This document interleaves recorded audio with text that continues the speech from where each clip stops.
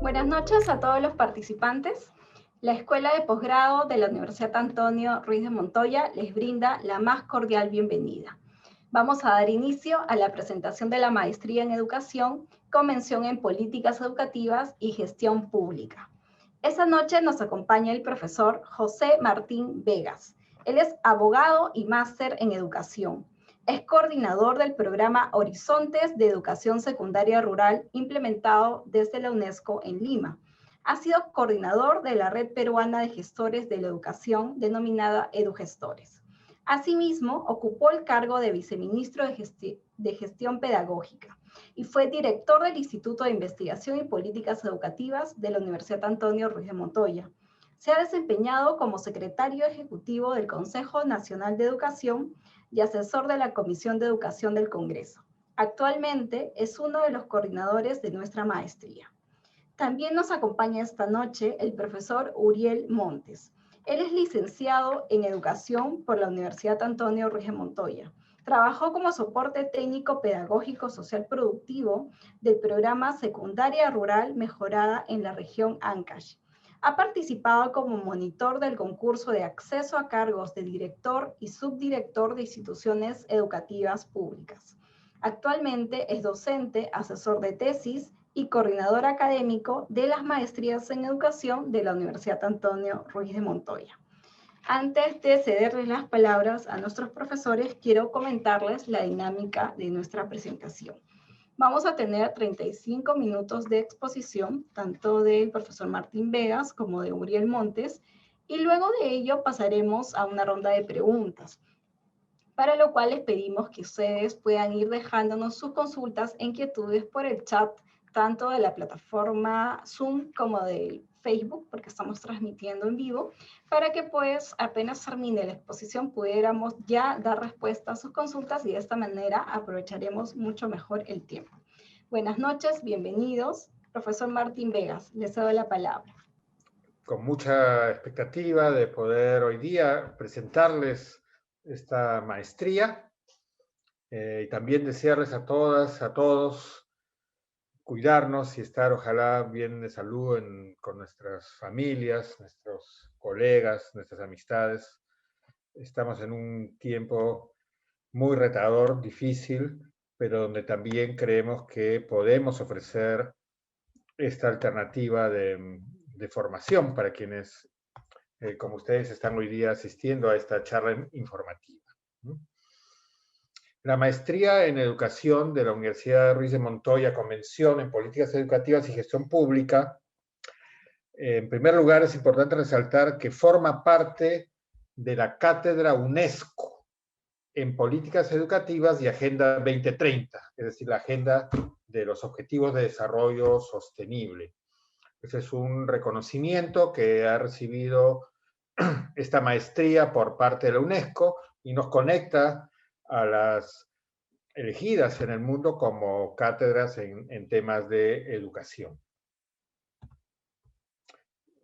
¿Por qué decidimos desde la universidad trabajar en esta maestría y organizarla buscando responder a algunos desafíos que en los estudios previos que se hicieron veíamos llevaban a ubicar un grupo de personas en educación a las cuales podríamos contribuir en su formación? En primer lugar, tenemos nosotros que en los campos de la política educativa muchos damos el salto de la pedagogía a la gestión.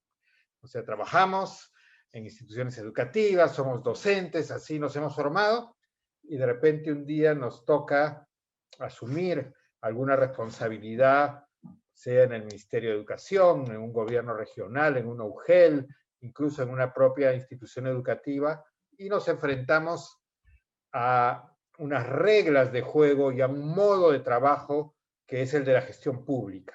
Y ese paso de la pedagogía a la gestión, si no es acompañado de una formación, puede ser incluso traumático a veces, ¿no? Porque plantear una propuesta a partir de lo que una persona quiere volcar de su experiencia pedagógica y convertirlo en una ruta de política y en una ruta luego de implementación, no siempre resulta tan sencillo y muchas personas se frustran porque aquello que querían aportar no encuentran los canales para realmente poderlo hacer de esta manera, ¿no?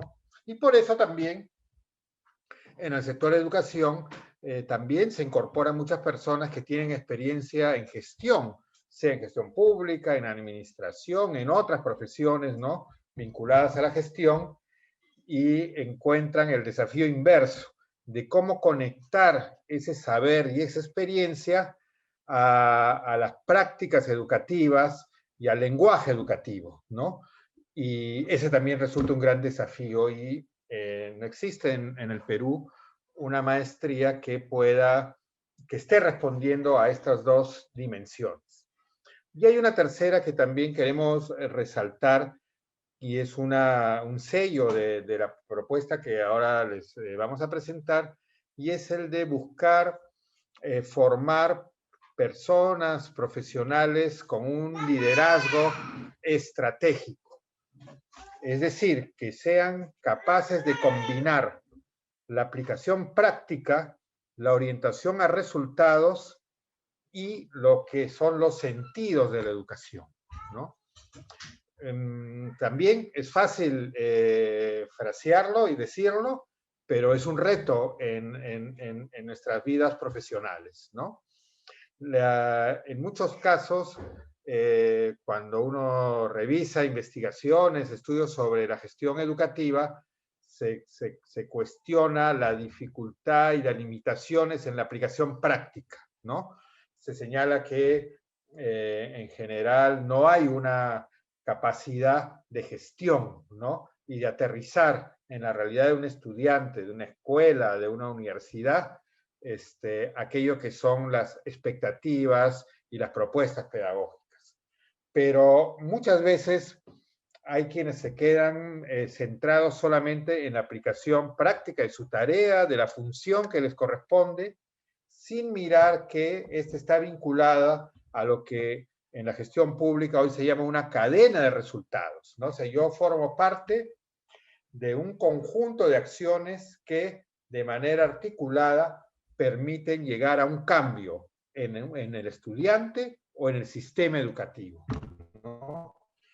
Y entonces encontramos gente experta en realizar una función, en cumplir una tarea, pero que no necesariamente está clara en a qué resultado está contribuyendo. Y esta lógica de la acción al proceso y del proceso al logro en la educación es parte de lo que hoy en nuestro país se llama la política de modernización del Estado, que tiene sus retos muy específicos para una modernización en el sistema educativo.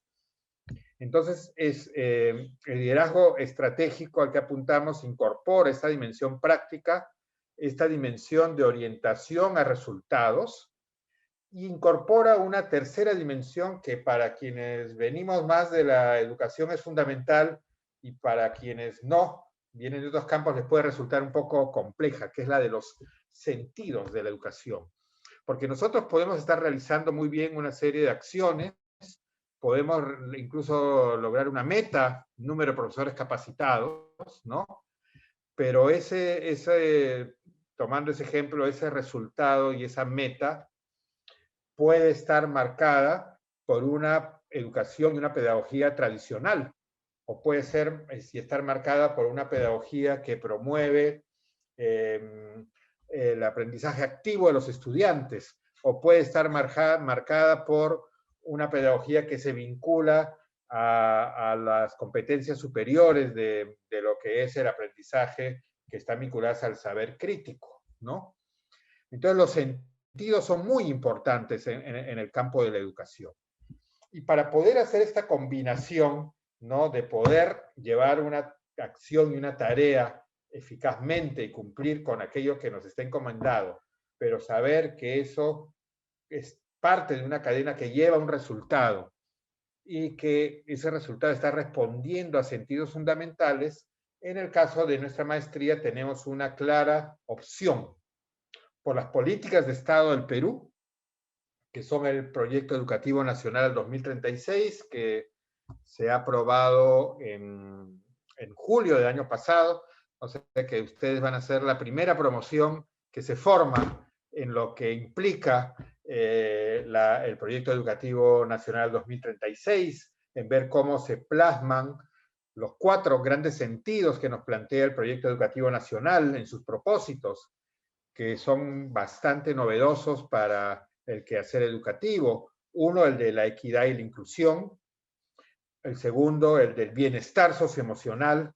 El tercero, el de la formación ciudadana. Y el cuarto, de la contribución de la educación a la productividad y a la producción de conocimiento. Entonces, ¿cómo plasmamos en la acción que uno quiera realizar o ya esté realizando estos grandes sentidos? Es parte de lo que buscamos en nuestra maestría.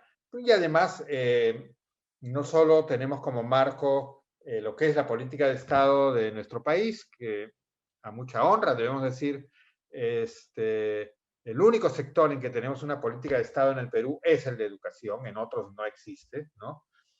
Falta las interfaces, digamos, para que ello empiece a aplicarse adecuadamente, pero también nos inscribimos en un marco global, ¿no? Y este marco global viene a ser, podríamos usar como un símil, el plan de gobierno del mundo, ¿no? Todos los países han firmado en las Naciones Unidas 30 compromisos, ¿no? Que se llaman los Objetivos de Desarrollo Sostenible. Y entonces esta maestría también tiene esa opción. Y miramos la educación desde esos lentes, del desarrollo humano y el desarrollo sostenible. Ustedes irán conociendo que hay uno de los objetivos que está directamente vinculado a educación, pero en realidad nosotros lo que trabajamos en la maestría es la educación como la llave para lograr el conjunto de los 30 objetivos, de los 30 ODS, que es el planteamiento correcto que está planteado en todo el fundamento de estos objetivos de desarrollo social. Y en ese sentido, tenemos también apuestas, digamos, más específicas, ¿no? Una primera es la apuesta por la equidad. La gran deuda social que tiene nuestro país no es solamente el de una baja calidad educativa. La gran deuda de nuestro país, como señala el propio diagnóstico del Proyecto Educativo Nacional 2036, es el de la segregación educativa. Es decir, nuestro sistema educativo, las políticas educativas, la gestión de la educación, la acción en una escuela, separan a las personas por su condición económica, por su condición social, en lugar de ser el mecanismo de igualdad de oportunidades que dio origen a los sistemas educativos públicos al inicio del siglo XX. Entonces, ese es, digamos, podríamos decir, el gran problema que buscamos investigar y trabajar desde la Universidad Ruiz de Montoya y específicamente en esta maestría. ¿Cómo desde la equidad construir calidad? ¿Cómo desde la equidad generar bienestar socioemocional? ¿Cómo generar también el aporte educativo al crecimiento económico? Una segunda apuesta es por la gestión descentralizada. Y ese también es un punto que tal vez en el discurso, digamos, de los servidores públicos está relativamente extendido, pero que en realidad está poco operacionalizado. Y nosotros planteamos aquí que el sector educación requiere, para lograr sus objetivos, una gestión trinivel. Es decir, debe haber una articulación entre el nivel nacional, que es el Ministerio de Educación, entre el nivel intermedio, que es el gobierno regional, no es solo la DREI Lujer, es el gobierno regional con sus direcciones regionales o gerencias regionales y unidades de gestión educativa, y es, en tercer lugar, la alianza de la institución educativa con su comunidad. Entonces, desde ese planteamiento trinivel es que planteamos los temas de nuestra maestría. Y finalmente, una tercera apuesta es por una renovación pedagógica. El Perú mide, ¿no?, algunos resultados educativos. Primero solamente era en comprensión lectora y en matemática, y hoy se está ampliando a otros resultados, también a otros logros en el marco de nuestro currículo nacional, en áreas como ciudadanía, como ciencia y ambiente, etc.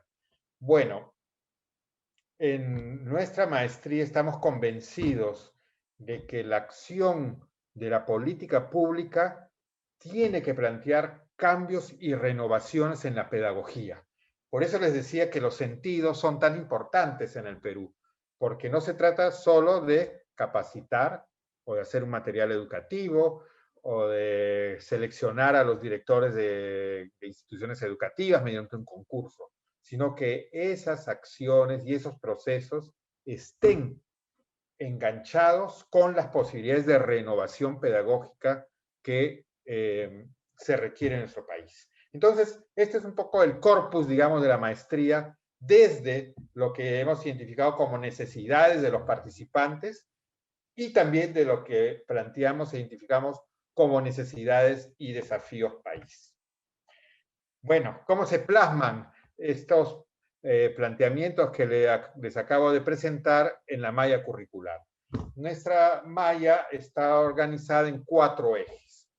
Un eje que está más vinculado a los sentidos de la educación y que abarca 3 de los cursos que ustedes al de inscribirse van a llevar.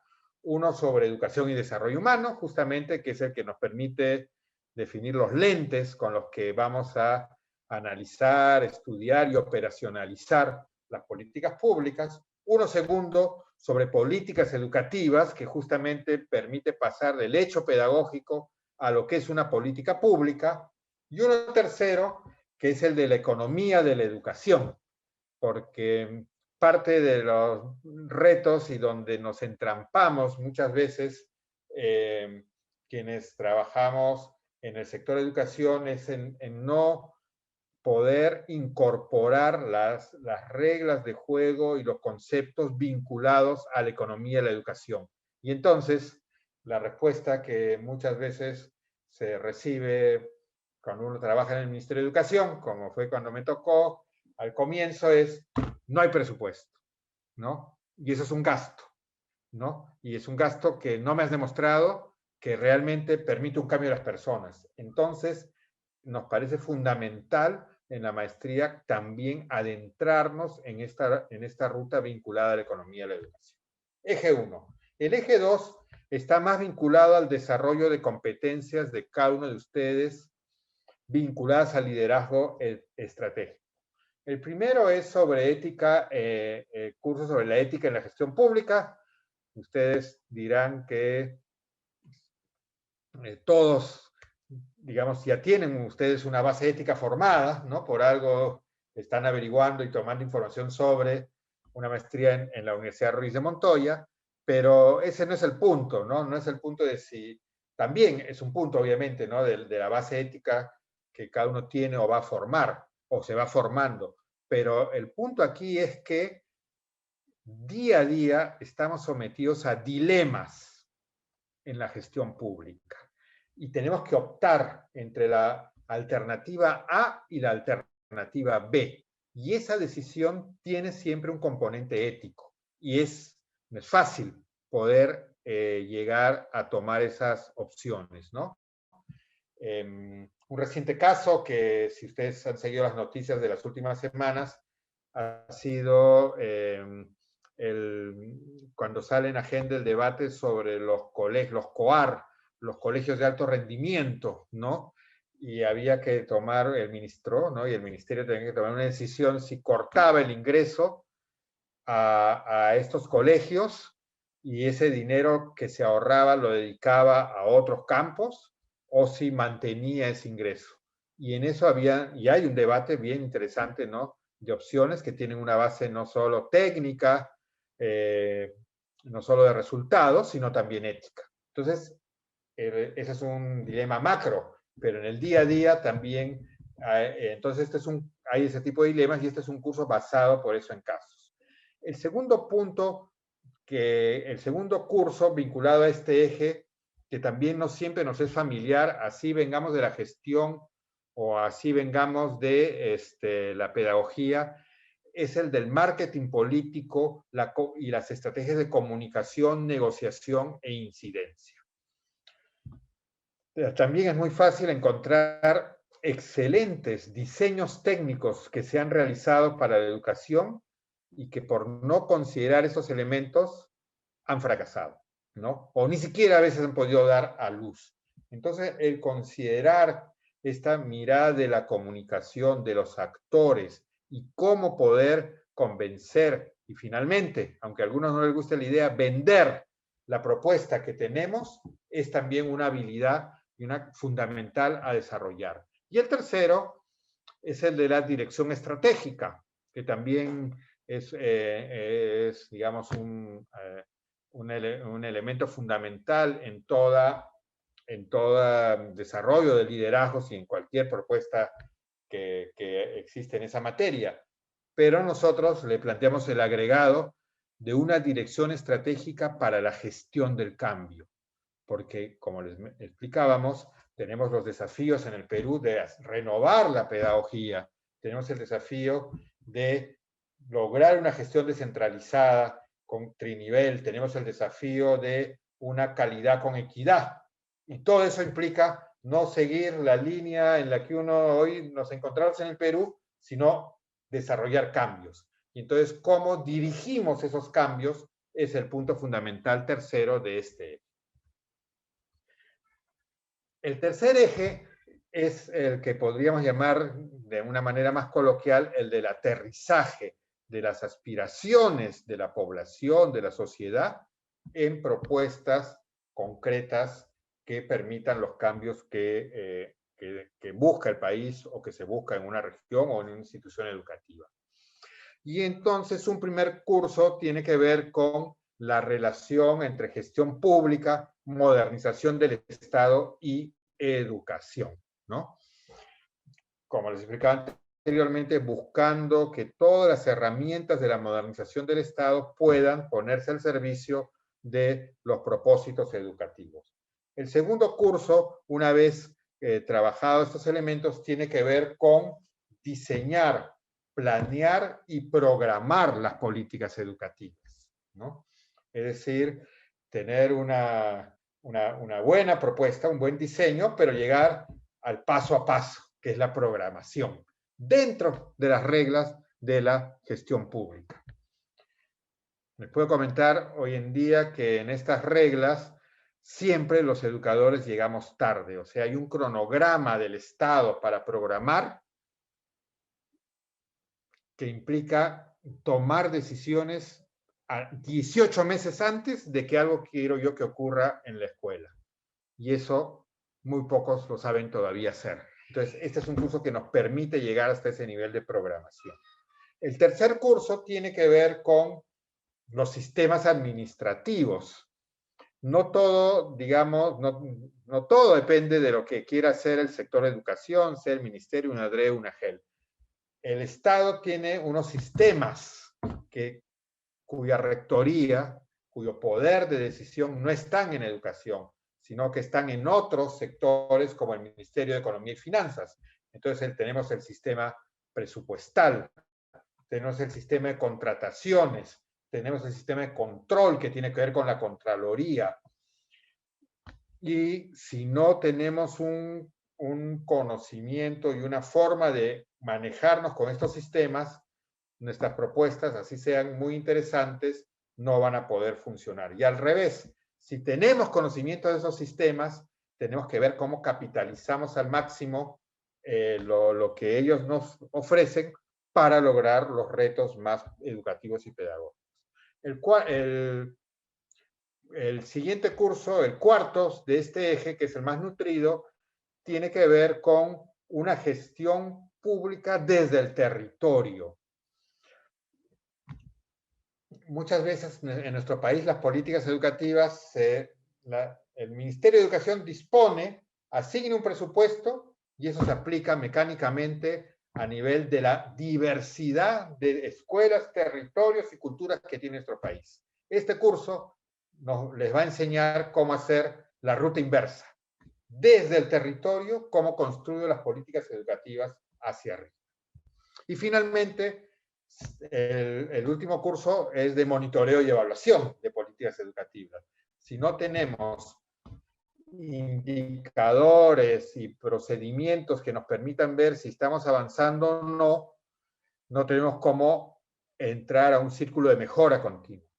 Pero cómo monitoreamos y evaluamos, no la meta, como se dice en la jerga administrativa, la meta física de cuántos profesores he capacitado, sino cómo monitoreamos si esa capacitación ha generado un cambio en el docente, ¿no? Y si ese cambio en el docente genera un cambio en la escuela o en el aprendizaje de los estudiantes. Entonces, es un monitoreo y evaluación articulado a las apuestas que hoy les hemos presentado. Y el cuarto eje es el eje de investigación, que luego vamos a explicar un poquito más. Todos los cursos tienen un creditaje, son de 3 créditos, menos los de este eje. En el eje de investigación, los cursos de tesis tienen el doble de creditaje para que ustedes puedan tener el tiempo suficiente para trabajar y desarrollar su tesis, y eso lo vamos a explicar un poquito más.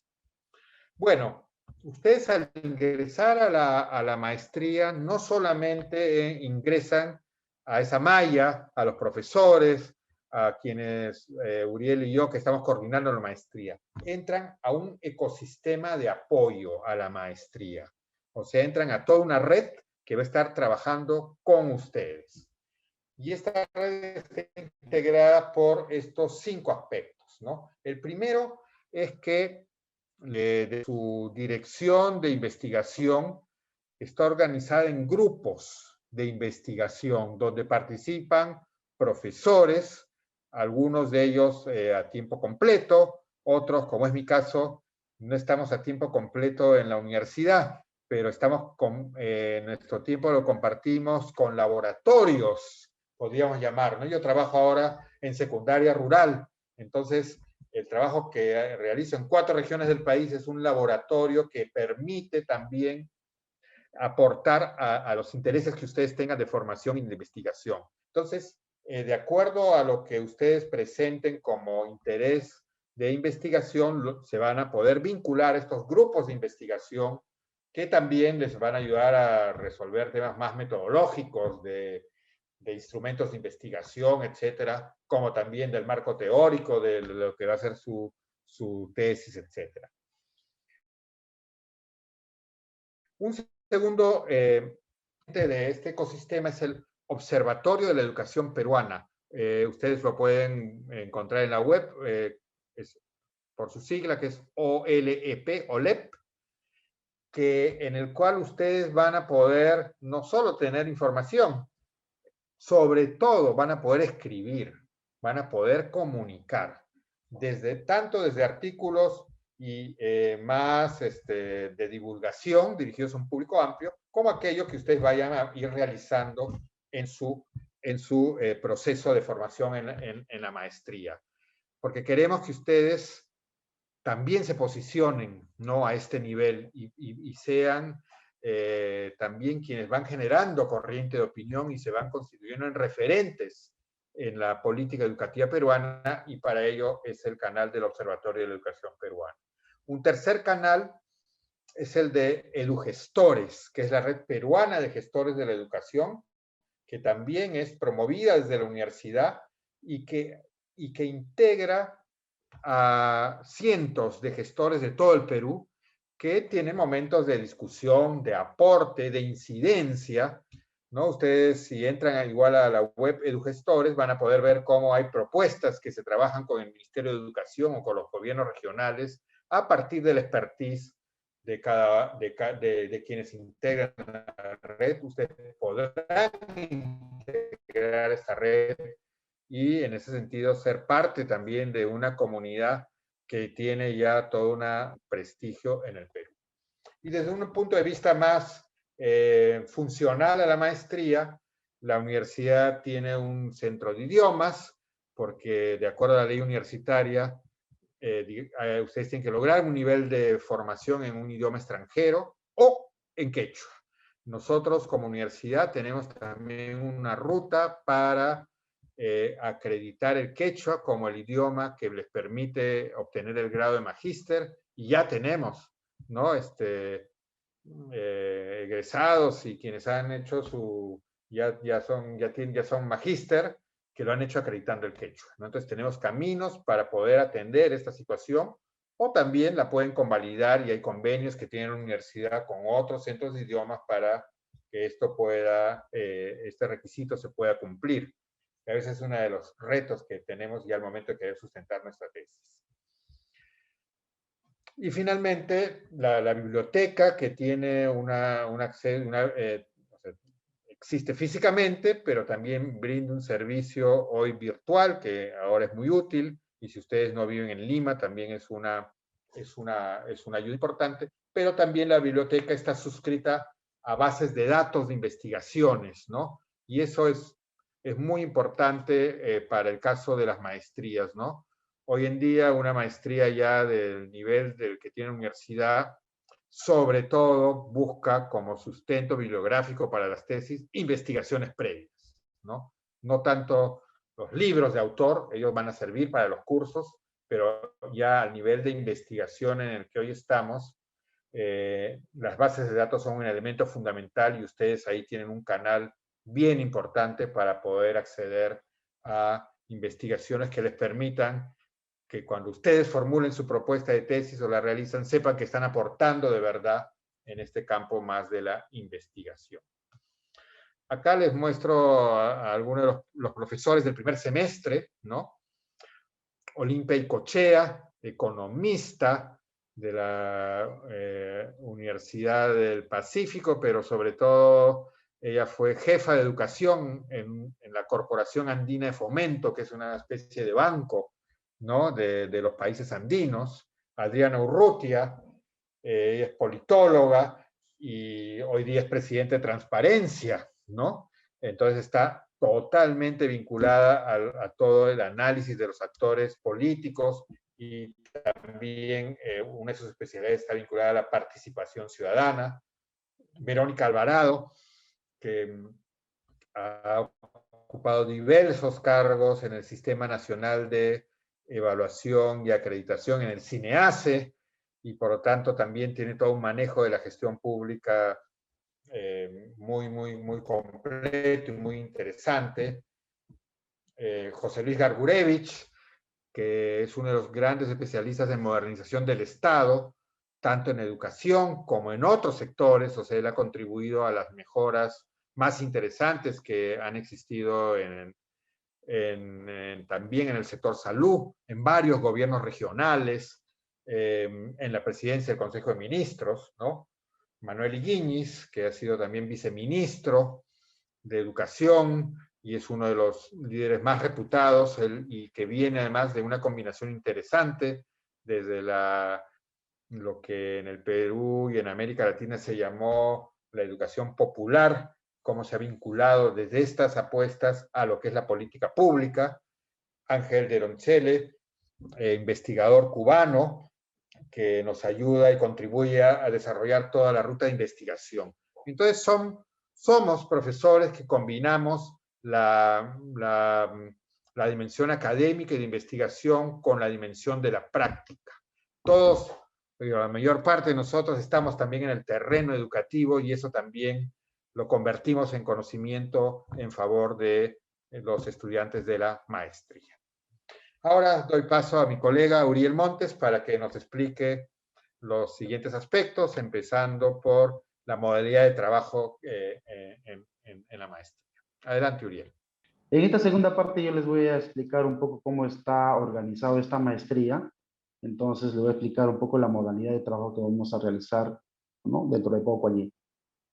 Esta maestría es semipresencial, es decir, que en un contexto normal, al inicio del ciclo deberíamos tener 2 días de talla presencial, que serían sábado y domingo, pero por el contexto en el que estamos viviendo, toda la maestría se va a desarrollar de manera virtual.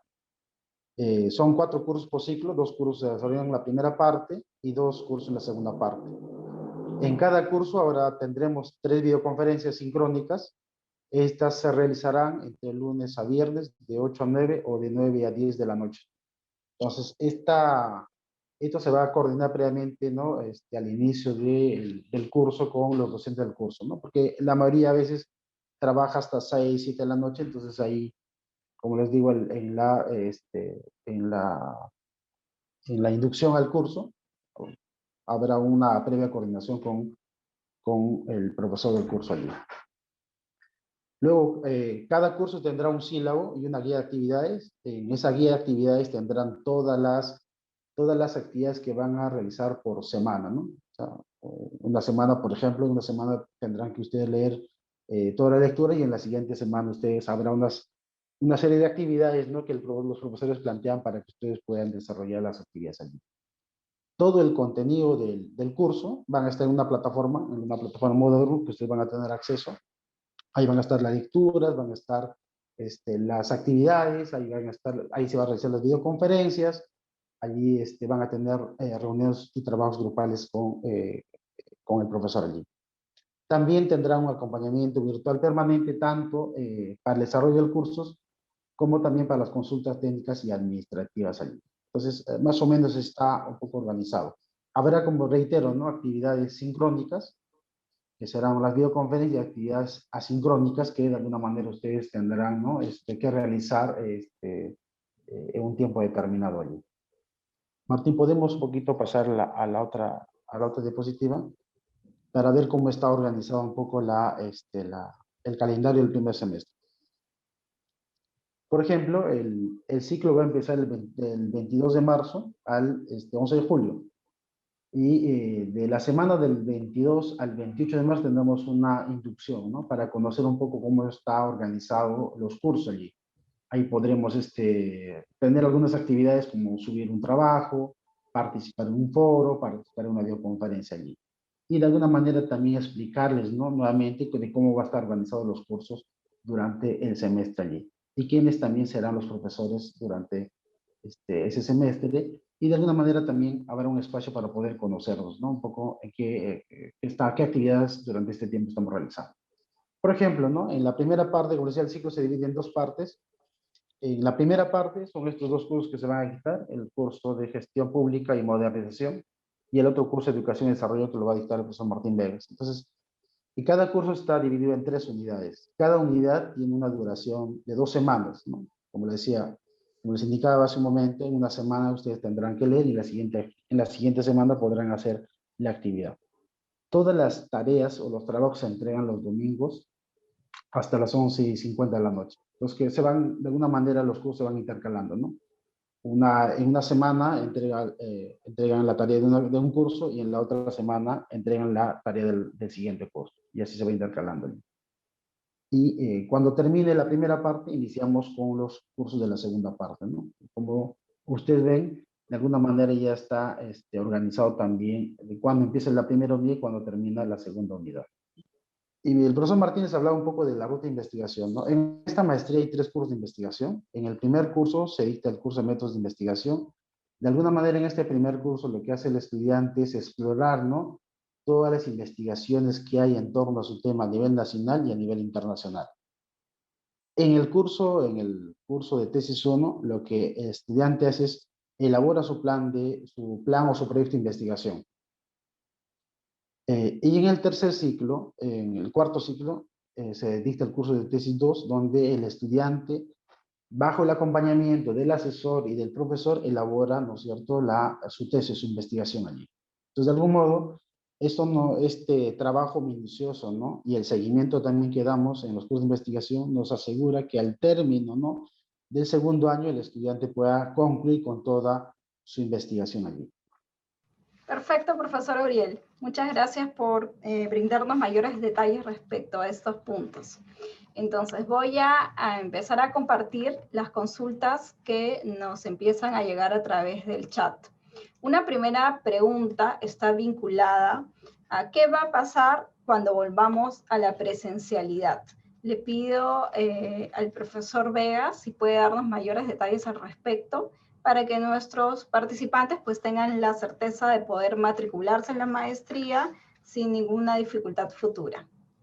Como le decía, ¿no? Por este contexto, esta maestría, le decía, cuando estábamos en un contexto normal, esta maestría tenía 2 talleres presenciales los sábados y domingos, una sola vez en el ciclo. Entonces, durante la duración del ciclo teníamos 2, 4, 6, 8 talleres presenciales, ¿no? Esta información se les brinda con anticipación, pero en este contexto, o si vamos a regresar a la situación anterior, entonces vamos a tener 2 días de taller presencial, sábado y domingo de 8 a 5 de la tarde, ¿no? Y eso se les va a comunicar con la debida anticipación, para que de alguna manera puedan comprar sus boletos de avión, ¿no? Porque a veces tenemos alumnos de Cusco, ¿no? De Iquitos, de Trujillo.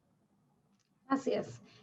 Solamente precisar que como Escuela de Posgrado Ruiz de Montoya podemos asegurar que este primer año de maestría será totalmente virtual. Así que en ese sentido no se preocupen, que este año no vamos a tener cambios. Como bien lo mencionó el profesor Uriel, tenemos estas modalidades presenciales para actividades muy específicas. Sin embargo, es algo que de alguna manera podemos hacerlo flexible o conversar cuando ustedes ya estén llevando la maestría, ¿no? Tengan la certeza que nosotros consideramos las dificultades que hoy existen para el tema del traslado por la pandemia, así que podremos conversar al respecto. Para ello están los coordinadores pues aquí presentes. Tenemos otra consulta vinculada a cuál es el nivel del idioma requerido. El nivel de idioma requerido es el nivel intermedio para todos los idiomas. Esta información, con todo el detalle, ustedes lo encuentran en nuestra página web. Ahora vamos a colocar aquí el enlace en el cual ustedes van a poder observar cuál es el nivel que cada centro de idiomas del país calificaría para ser considerado por la maestría como un nivel intermedio. Y si además no contaran con esta certificación, encuentran ustedes información sobre todos los programas que tenemos, pues para certificar o para cursar algún idioma que sea de su interés. Muy bien. Luego tenemos otra consulta. Nos preguntan si la maestría solo está dirigida a educadores o también pueden participar profesionales de otros campos de estudio. No, justamente nuestra maestría más bien está dirigida a profesionales de diversos campos que están interesados en la educación y les va a permitir a ellos conectarse con la agenda, digamos, y los desafíos educativos, ¿no? Y para los educadores también más bien les va a permitir conectarse con estos retos de la gestión, la administración pública, etcétera, que son los que hay que complementar, ¿no? Así es un aspecto diferencial de nuestra maestría y que definitivamente pues fomenta el diálogo y el enfoque interdisciplinario de todos los contenidos. Profesor Martín, quiero que por favor dé respuesta a esta consulta. Nos preguntan si nuestra maestría ha pasado las evaluaciones de SUNEDU. Sí, la maestría está reconocida y aprobada por la SUNEDU. En el momento en que la universidad logró su licenciamiento, se incluyó esta maestría, o sea que este plan de estudios está conocido y finalmente sometido a la revisión de SUNEDU, ¿no? Muy bien. Tenemos aquí algunas consultas vinculadas a la coyuntura. Algunas personas nos preguntan qué sucede si por el contexto sanitario alguno de ellos o sus familias, digamos, contraen el COVID o enfrentan alguna situación sanitaria, pues en su caso sus familias, y no pueden presentar alguna actividad académica. ¿Va a existir alguna flexibilidad o justificación de estas ausencias o digamos, el no cumplir con algunos trabajos? Uriel, cuéntales cómo hacemos, sí. Sí, hemos tenido este tipo de situaciones no solo durante este semestre, ¿no? Durante el 2020, ¿no? Entonces, lo que hemos hecho es darle todas las facilidades para que puedan entregar sus trabajos en los tiempos, ¿no? Establecidos allí, dentro siempre de la duración del curso, ¿no? Sí hemos, como reitero, ¿no? Sí hemos tenido varios casos y hemos podido acompañar. Y han podido también concluir, ¿no? La maestría. Gracias, profesor, por darnos estos detalles que yo estoy segura pues ayuda a que los participantes tengan la certeza que siempre va a haber un acompañamiento durante todo el periodo que dure pues la maestría. Tenemos otra consulta respecto a que, ¿cómo serán las sustentaciones de tesis? ¿Serán necesariamente presenciales o virtuales, ¿no? Pensando en el 2022. También hemos tenido casos, ¿no? Donde los alumnos, hemos tenido sustentaciones presenciales y también virtuales, ¿no? Yo creo que ya en el momento, ¿no? Se les informará, ¿no? Cómo será en este caso la sustentación. Pero hasta el momento hemos tenido sustentaciones virtuales, ¿no? Incluso hemos tenido desde, no sé, fuera del país que hemos tenido alumnos, ¿no? Fuera de Perú que han ido sustentando, ¿no? Entonces, en sus momentos, ¿no? Coordinaremos allí y con mucha normalidad se podrá realizar, ¿no? Sí, Excelente. la maestría antes de la pandemia ya era semipresencial porque ha buscado tener participantes de todo el Perú. Y yo diría que una de las riquezas de la maestría son los estudiantes, ¿no? O sea, digamos que ellos tienen un gran aporte, una gran experiencia, permite contrastar puntos de vista y eso se traduce también en los mecanismos de facilidad, de flexibilidad para que desde cualquier punto del país puedan presentar sus trabajos, sustentar. Hay veces que hemos tenido que conectarnos por teléfono para retroalimentar un trabajo, ¿no? Porque no podía conectarse, incluso a veces ni el correo electrónico en algún momento de emergencia no funcionaba. O sea, sí buscamos, digamos, los mecanismos para que todos puedan seguir su ruta, ¿no? Sí, es muy cierto lo que usted comenta, ¿no? La gran ventaja de esta nueva edición de la maestría es que ya como universidad tenemos todas estas experiencias que nos nutren para saber cuáles son los diferentes caminos que existen, pues, para lograr una muy buena participación de todos ustedes en sus cursos. Aquí tenemos una consulta bien interesante que va acorde con lo anterior que has mencionado, profesor. Nos consultan, ¿por qué debemos optar por esta maestría dictada por la Ruiz y no por una dictada sobre el mismo tema en el extranjero? Bueno, la principal razón es una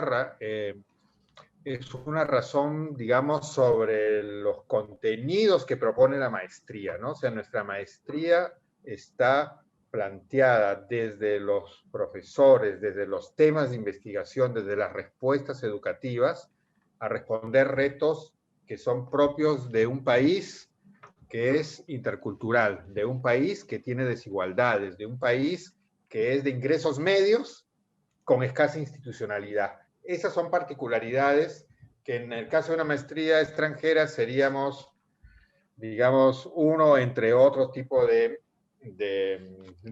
alternativas y en general, claro, sería muy bonito estudiar una maestría en Finlandia y no niego que eso pueda ser útil, pero digamos, al día siguiente en Lima o en Ayacucho, de poco, digamos, te va a servir. Eso no quita que la universidad pertenece a una red, ¿no? De universidades jesuitas, entonces sí tenemos mucha conexión con el mundo, o sea, sí, las propuestas alternativas que se trabajan tienen una mirada también global.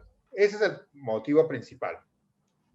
El segundo que yo diría es esta posibilidad que es semipresencial, ¿no? Es bastante difícil encontrar una opción así en el extranjero y en general, digamos, las personas que se matriculan acá no son personas que acaban de terminar su pregrado y de inmediato siguen a la maestría, sino que tienen experiencia, que están trabajando. En el Perú todos para pagar nuestras maestrías tenemos que trabajar y eso no es tan fácil de lograr en el extranjero. O sea, también hay razones prácticas, pero aunque eso no fuese así, las razones son sobre todo por el tipo de formación que responde mirando al mundo a los retos propios del Perú.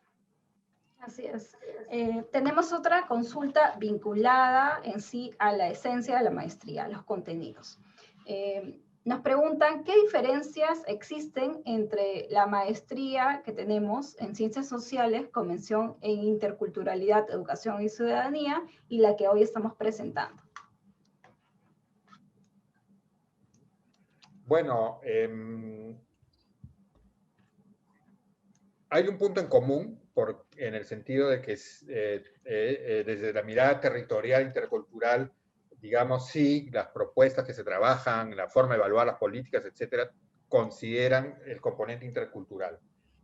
Pero en el caso de esta maestría, ese saber, digamos, y ese enfoque se va a poder en planes de acción, en programas, se va a poder monitorear, se va a poder evaluar, se va a poder presupuestar, se va a poder diseñar desde una escuela, una región, un ministerio de educación. O sea, el agregado o la especificidad está vinculada a todo el campo de la gestión pública. Nos consultan respecto a las clases sincrónicas. ¿Podríamos comentar los horarios en los cuales estas se van a presentar? Como les decía acá, ¿no? Cuando empecemos vamos a tener una guía de actividades que cuál es de alguna manera es como un documento, ¿no? Que de alguna manera no está plasmado todas las actividades y ahí va a aparecer, ¿no? Pero reitero, va a haber una propuesta y esa propuesta de alguna manera cuando empecemos propiamente las clases se va a conversar con los estudiantes, ¿no? Porque a veces podemos plantear nosotros martes de 8 a 9 y la mayoría tal vez, ¿no es cierto?, en ese horario tienen actividades. Podemos, no sé, plantearlo para el día jueves de 9 a 10 de la noche, ¿no? Entonces, de alguna manera, las videoconferencias son de lunes a viernes, de alguna manera escogemos un día y una hora, ¿no? Que se pone de acuerdo con este caso entre el docente y el estudiante. Así es. Y un Y son en la aspecto... noche, ¿no? Son en la noche Exacto. siempre, a las 8 o Solamente. 9 de la noche, ahí es donde se va viendo qué le conviene al grupo, ¿no?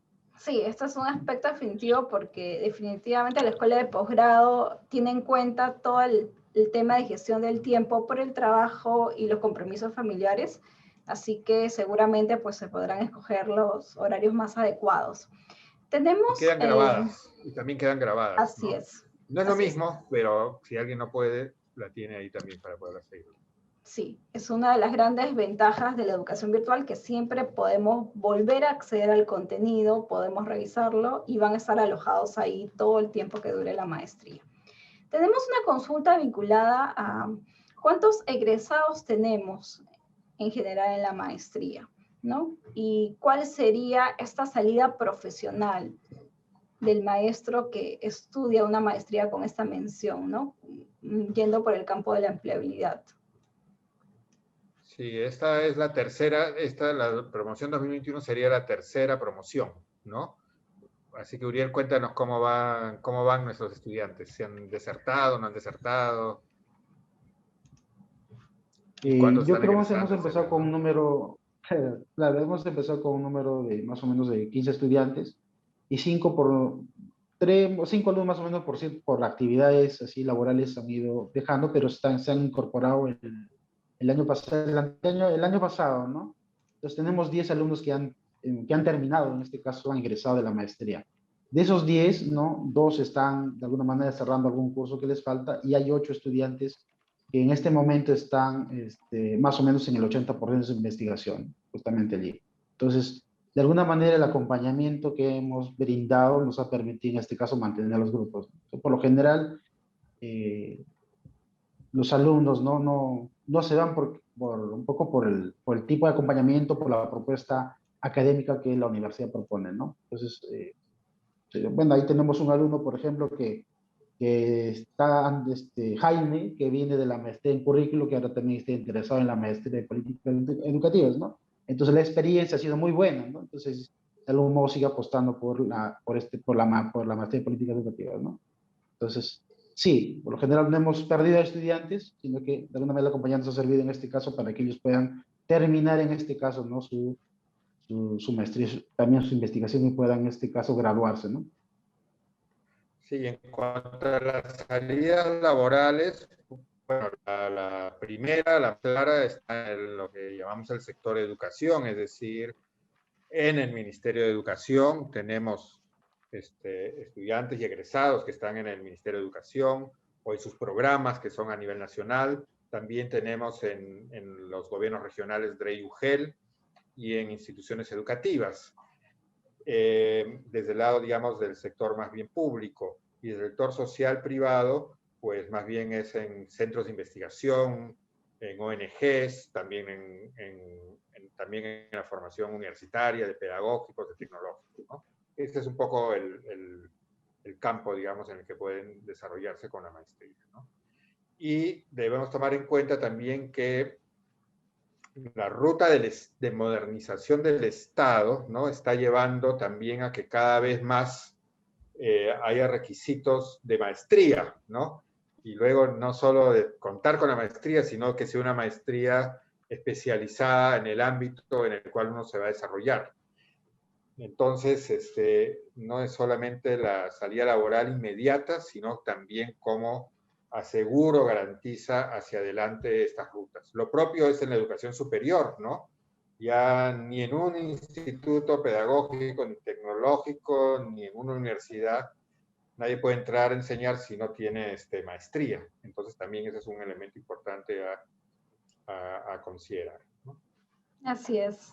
Muy bien, entonces aquí tenemos dos preguntas vinculadas al tema de las clases sincrónicas, ¿no? Como todos sabemos, en el Perú el tema de la conexión a Internet es realmente muy malo y hay zonas en las que definitivamente, dependiendo el tiempo, digamos, la conexión es muy lenta o prácticamente no existe. Entonces, nos preguntan si esta inasistencia, digamos, forzada, a las clases sincrónicas perjudicaría de alguna manera, digamos, su evaluación en la maestría? Yo creo que el acompañamiento que hemos realizado durante este tiempo nos ha permitido identificar estos casos, ¿no? Y alertar en su debido momento a la profesora del curso. Y como reitero, de alguna manera eso nos ha permitido en este caso que el estudiante no tenga ningún tipo, en este caso, de desventaja frente a los alumnos que están asistiendo a las actividades sincrónicas, ¿no? Entonces, eso nos ha ayudado mucho, ¿no? El tema de acompañar, identificar, ¿no? Y en este caso alertar en su debido momento a los docentes del curso, ¿no? Entonces, yo creo que es un equipo el que está trabajando aquí. El docente, no. Así es. Quiero comentar también que hemos recibido aquí algunas inquietudes respecto a, en todo caso, por qué no ponemos la maestría 100% virtual. Solo quiero recordar que con el tema del licenciamiento y el trabajo conjunto pues, con SUNEDU, nosotros tenemos que ceñirnos a algunas prerrogativas que tiene la institución. Entonces, no podemos tomar una decisión de mutuo propio, volver toda la maestría virtual. Comprendemos las situaciones pues complicadas, pero como dice el profesor Uriel, lo más importante es que nosotros brindamos el acompañamiento durante todo el tiempo que dura la maestría para poder resolver estas situaciones que podrían hacer que un estudiante no pueda venir a Lima para las clases presenciales, los talleres presenciales el siguiente año. Así que no se preocupen, igual si respecto a este punto aún tuvieran alguna duda, estamos colocando en el chat los datos de Diego Tapia, quien es nuestro promotor, nuestro ejecutivo de ventas, y puede seguir pues absorbiendo todas las dudas respecto a este punto. Ahora quiero compartir otra consulta. ¿Es posible que alguien, un participante, es posible que si interrumpe sus estudios pueda retomarlos en la siguiente edición? ¿Puede hacer eso? Sí, hemos tenido casos de estudiantes que se han reincorporado, ¿no? A veces han dejado, no han llevado todos los cursos o a veces se han pedido una reserva de una matrícula por un ciclo, ¿no? Por temas de salud, por temas Así económicos. es. Sí se puede reincorporar. Excelente. Entonces, ese punto lo tenemos asegurado. Luego hay otra consulta respecto al staff docente, pero vinculado a los cursos de investigación. Le pido al profesor Martín Vegas nos pueda recordar quiénes son los docentes vinculados a temas de investigación y, bueno, quiénes podrían ser los futuros asesores de tesis para quienes participen en nuestra maestría. Sí, para ese punto, en la maestría combinamos dos tipos de profesores. El profesor que es experto en metodología, o sea, en cómo investigar, ¿no? Y esos normalmente son profesores que en la universidad están dedicados a ese proceso. El primero con el cual ustedes trabajarán es el doctor Ángel de Ronchele, ¿no? Que les comentaba, es un profesor que radica en el Perú, pero es formado en Cuba, ¿no? Y junto a él hay un profesor que es experto en el tema del que ustedes han elegido. Entonces se combinan esos dos elementos para brindar el acompañamiento. Y Uriel, ¿puedes contarnos cómo es todo este proceso de la asesoría de tesis también, ¿no? que no es solo Sí, sí. después de aprobado el plan, en fin, hay toda una ruta que él les puede explicar. Claro.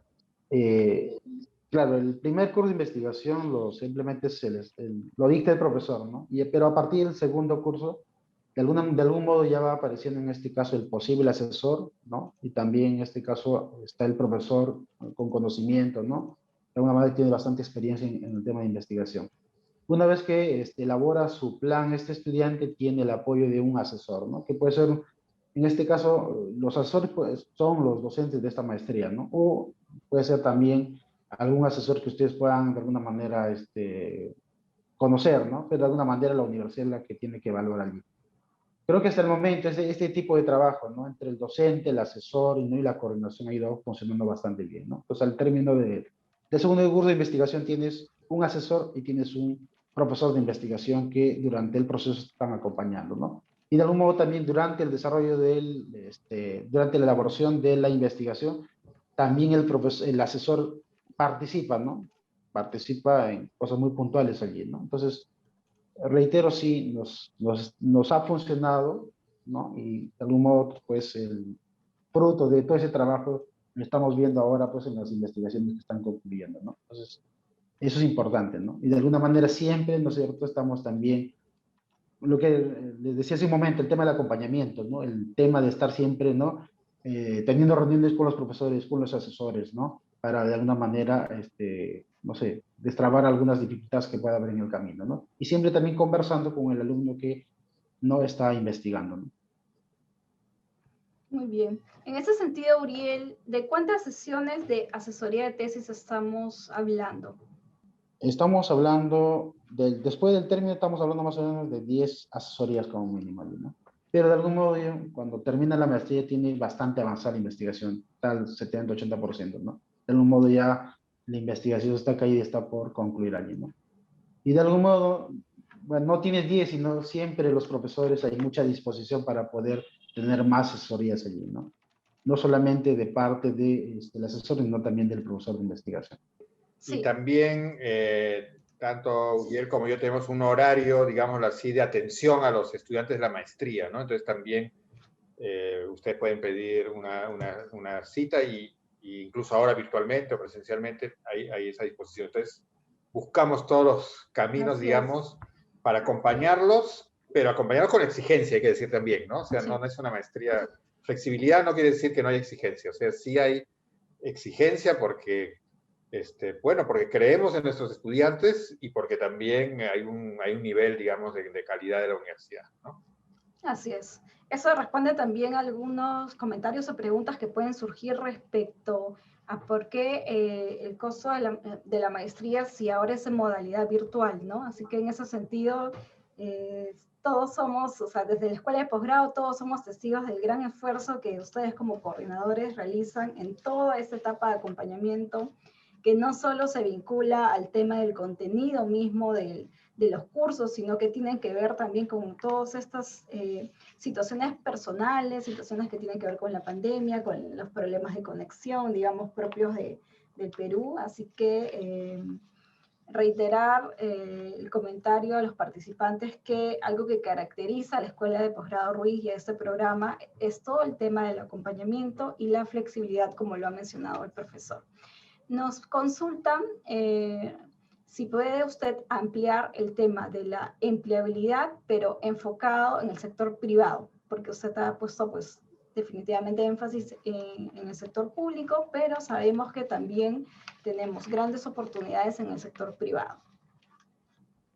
Sí, claro. El sector privado, en el caso de educación, lo podemos dividir en tres grupos. Uno es lo que podemos llamar el sector privado sin fines de lucro, y donde tenemos organizaciones no gubernamentales o asociaciones civiles, ¿no? Un segundo grupo que es más bien un sector privado, más de corte empresarial, donde tenemos consultoras, ¿no? Que brindan servicios, asistencias técnicas en temas de educación, ¿no? Y tenemos también las instituciones, digamos, educativas que forman. Entonces, esos son los tres campos en los que puede desempeñarse una persona que que trabaja, perdón, que se forma en esta maestría, ¿no? Porque si bien normalmente hablamos de la política educativa pensando en el Estado, ¿no? O sea, mucho de lo que de estas instituciones, sean consultoras, etcétera, se vinculan a temas de política educativa, ¿no? Pero desde el sector privado hacen estudios, hacen evaluaciones, ¿no? Por ejemplo, que es un campo bien importante, ¿no? En el cual también hoy día hay bastante demanda, ¿no? Todo lo que es monitoreo, evaluación es muy importante, y todo lo que es planificación, programación, pero con renovación pedagógica, también son campos que se demandan mucho en el sector privado, ¿no? Quiero aprovechar para explicar el proceso de admisión, porque tenemos algunas preguntas vinculadas al proceso de admisión. Ustedes pueden postular hasta el miércoles 3 de marzo. En los días siguientes, los siguientes 2 días, se va a realizar la evaluación de los documentos que ustedes pues, nos han enviado. Y el lunes 8 de marzo vamos a publicar los resultados. Y las clases se iniciarán el 22. Respecto al costo, la maestría, es decir, los estudios concretamente, tienen el valor de 13.000 soles. Esos 13.000 soles ustedes lo pueden pagar por cuotas por ciclos o lo pueden pagar, digamos, en su totalidad. Si ustedes pagan el total de la maestría, acceden a un 5% de descuento, que esto es automático. Si realizan el pago total de maestría, acceden a un 5% de descuento. También hay un 5% de descuento si ustedes realizan el pago total del ciclo. El costo del ciclo es 3.250 soles. Como les comento, pueden ustedes pagar la totalidad y accederán a un 5% de descuento. De lo contrario, la primera cuota es el 10 de marzo, que tiene el valor de 812,50 céntimos. Y bueno, eso es con respecto a la inversión económica. A esas cifras que he mencionado, ustedes deben agregar el derecho de asesoría y sustentación de tesis, que tiene el valor de 4.000 soles y que incluye todas las sesiones que el profesor Uriel nos ha detallado muy bien esta noche.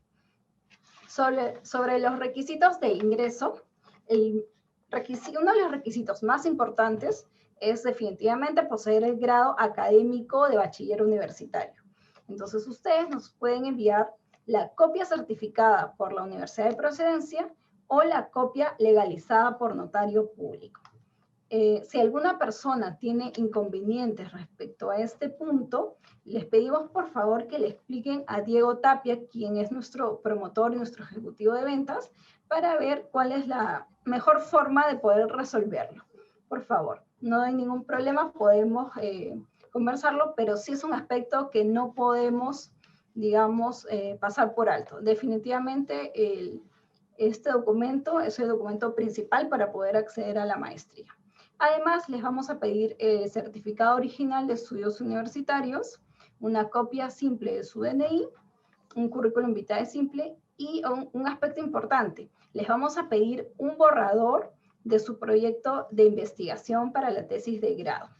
Este documento es un documento en realidad muy sencillo. Consiste en lo siguiente. Ustedes descargan el formato en nuestra página web y deben contarnos en 600 palabras cuál es la línea de investigación de las que han presentado el profesor Martín Vegas, que a ustedes más les interesa, por qué les interesa y cómo piensan desarrollar el tema de su interés vinculada a esa línea de investigación. Y esto no debe tener más de 600 palabras. Es importante también que presenten una carta de referencia, ya sea de un profesor, un jefe o un superior, que pueda pues, brindar más información sobre su desempeño profesional. Y luego ingresamos a la etapa de la evaluación por la entrevista. Las entrevistas se realizan el jueves 4 y el viernes 5 de marzo. No se preocupen respecto a la disponibilidad que ustedes puedan tener para las entrevistas, porque como hemos indicado en toda la charla, estamos muy comprometidos con asegurar que ustedes puedan tener la disponibilidad en el horario que vamos a establecer juntos.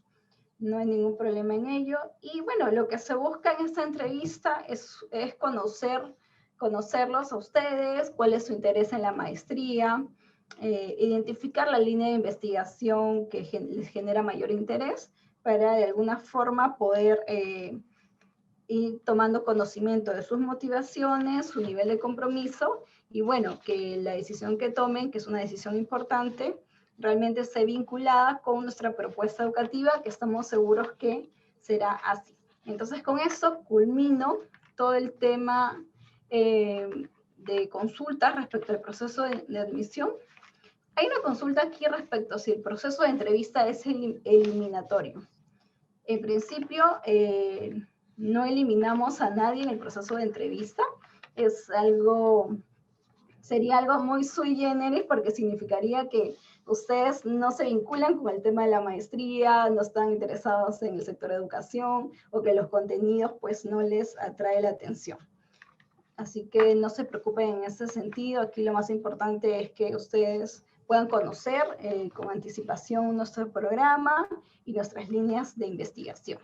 Hemos recibido consultas respecto a becas y descuentos. Sobre ese punto tenemos descuentos para docentes de la Universidad Ruiz de Montoya, para matrículas que se den en grupo, así que les pido que se comuniquen con Diego Tapia para que él les haga llegar las diferentes alternativas que tenemos para que ustedes puedan cursar la maestría y sea más accesible pues para todos. Buenas noches, señorita. Soy de la provincia de Andahuaylas, Apurímac, del sur del país. La preocupación es referente al costo. Si bien es cierto, el costo obviamente es de acuerdo al prestigio de la universidad y a la calidad profesional que la universidad cuenta. Creo que es correcto hasta ahí. Pero, sin embargo, a la fecha estamos en emergencia sanitaria a nivel del país y presupongo que este año y el siguiente posiblemente que aún no volvamos a la ni siquiera a la semipresencial o presencial. En todo caso, ¿no le parece el costo debe ser de acuerdo a un diagnóstico, a una evaluación de los participantes para que de tal manera que haya apertura y haya buena apertura y haya buena opción de participantes en la maestría, señorita? Muchas gracias. Gracias, profesor Américo, por su participación. Le pediría a los coordinadores que puedan dar respuesta a este tema. Justo es lo que comentábamos anteriormente respecto a la relación calidad de educación virtual y el costo de la maestría, ¿no? Con todo el ecosistema educativo que bien nos ha hecho mención el profesor Martín Vegas, mucho les agradeceré que lo comenten. Sí, o sea, es una preocupación lo que nos plantea el profesor Américo Leguía y una tensión también, ¿no? Porque sí es verdad que, digamos, no siempre el acceso a una maestría de esta calidad es fácil para todos los que por su calidad profesional podrían hacerlo, ¿no? La Ruiz de Montoya no es una universidad con fines de lucro, o sea, no genera utilidades ni ganancias. Sí hay una estructura de costos, ¿no? Donde, digamos, hay profesores que enseñamos, hay materiales, se genera la red, en fin, hay una serie de acciones que tienen un costo, ¿no? Y por eso es que se llega al precio que ahora hemos explicado, ¿no? Yo diría que la ruta, profesor Américo Leguía, que podríamos luego también seguir conversando, podría ser interesante que formen un grupo de allá de Andahuaylas, ¿no? Si 5 colegas suyos, digamos, o 4 colegas suyos logran articularse, es más viable que podamos nosotros ver una alternativa para usted, ¿no? Excelente, profesor Martín Vegas. Entonces, con esta información esperamos haber resuelto todas sus dudas e inquietudes en esta charla informativa. Si ustedes aún tuvieran alguna duda respecto a un tema en específico, por favor, todo con Diego Tapia. Él se comunica directamente con los coordinadores y resolverá pues esa inquietud. Doy por concluida esta charla informativa. Muchas gracias, profesor Martín Vegas. Muchas gracias, profesor Uriel. nos han permitido pues comprender mucho más acerca de los contenidos y los beneficios de estudiar esta maestría en la Universidad Ruiz de Montoya. No sé si ustedes quisieran dar unas palabras finales. De mi parte, resaltar que esas dos características de flexibilidad y calidad y por lo tanto exigencia académica, o sea, sí se necesita una disposición para dar este paso, ¿no? Todos lo hemos dado. En mi caso, yo hace ya un buen tiempo, cuando todavía no había todas esas TIC, me lancé a hacer mi maestría con la Universidad de Educación a Distancia de España, ¿no? Y lo logré, ¿no? Entonces sé que se puede, ¿no? No solo, acompañado, y tenemos en la universidad mucha experiencia, y nos encantaría que puedan ustedes participar. Les hemos explicado con total transparencia, que creo que también es un punto importante. No hay, o sea, tanto transparencia en cuanto a las opciones de la universidad, lo que pueden encontrar acá, hasta en los costos. No hay costos ocultos, no hay trampas de que después aparece que hay algo más que pagar y que quedan trabados, ¿no? Si ustedes ven, lamentablemente en el mercado hay ahora todo tipo de ofertas, ¿no? Y si bien queremos tener un precio justo, sabemos también que hay un nivel de calidad que se tiene que mantener dentro de lo que hoy es nuestro país.